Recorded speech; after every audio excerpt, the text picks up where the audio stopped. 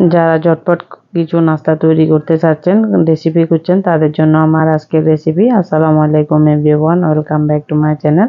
আজকে তৈরি করে দেখাবো সুজির নাস্তা। শুধুমাত্র 1 কাপ সুজি আর একটা ডিম দিয়ে 5 মিনিটে এটা বানিয়ে তৈরি করে নিতে পারবেন। চায়ের সাথে কুড়মুড়ে খেতে অসাধারণ টেস্ট, আর সংরক্ষণও করতে পারবেন অনেক দিন ধরে।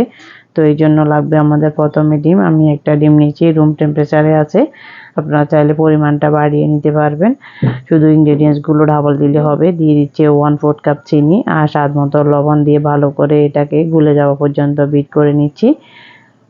তো চিনিটা গলে গেলেই হবে। পরবর্তীতে ইনগ্রেডিয়েন্টস অ্যাড করার জন্য সুবিধার জন্য আপনারা পাউডার করে নিতে পারবেন চিনিটা। তো এবার চিনিটা মিশানো হয়ে গেলে দিয়ে দিচ্ছি 1 কাপ সুজি। সুজিটা দিয়ে আমি এবার ভালো করে মিশিয়ে নিচ্ছি। আমি এই প্রকার কোনো দুধ বা পানি অ্যাড করব না, শুধু ডিমের মিশ্রণটা দিয়ে এই সুজিটা স্যুপ করে নেবে।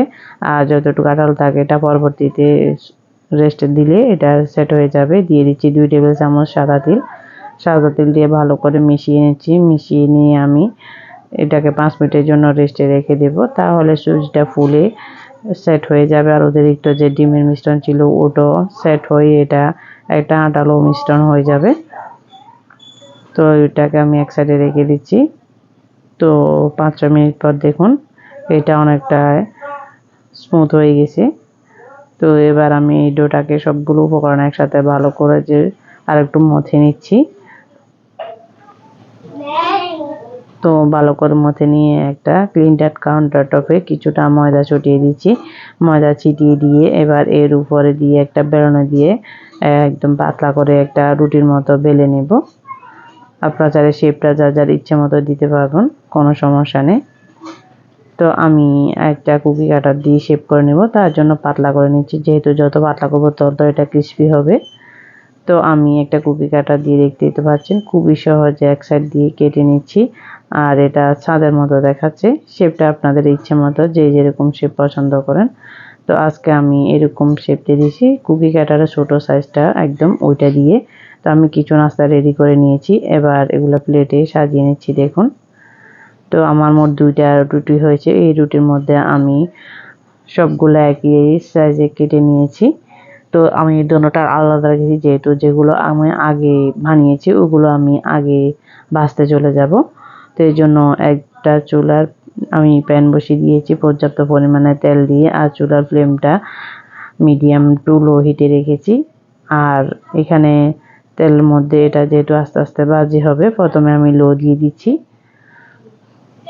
যেহেতু এটা ক্রিস্পি হয়ে ভাজার জন্য। তো আমি প্রথমটা বেশ ভাজতে দিয়ে দিয়েছি, দিয়ে আমি হাত লাগাচ্ছি না, একটু হেলে দুলে দিচ্ছি যাতে এটা প্রপারলি নিজে নিজে আস্তে আস্তে গরম হওয়ার সাথে সাথে লেগে থাকাটা ছুটেও যাবে আর কালারটা আসবে।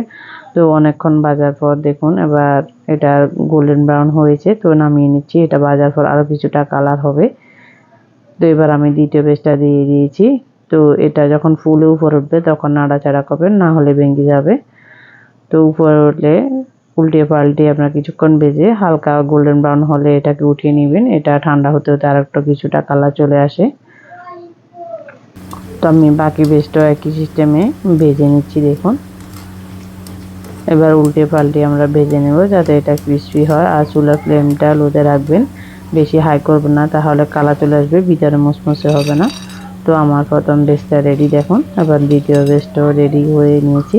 তো এটা আপনারা 15 দিন থেকে 1 মাসের মতো সংরক্ষণ করতে পারবেন, একটা এয়ারটাইট বক্সে রেখে দিলে হবে। তো আমার নাস্তাটি রেডি। এবার চায়ের সাথে কুড়মুড়ে সার্ভ করতে পারবেন বা বাচ্চাদের দিলে এমনি খাবে। আশা করি কোথাও যদি একটু ভালো লেগে থাকে তাহলে চ্যানেলটি সাবস্ক্রাইব করে দেবেন আর একটা ফলো দিয়ে দিবেন। আর কমেন্ট সেকশনে জানাবেন আপনাদের কেমন লেগেছে। তো একটা আমি নাস্তা ভেঙে দেখাচ্ছি কীরকম মুসমুস হয়েছে দেখুন। তো আজ এ পর্যন্ত, ভালো থাকুন, সুস্থ থাকুন, দেখা হবে নতুন এপিসোডে। আল্লাহ হাফেজ।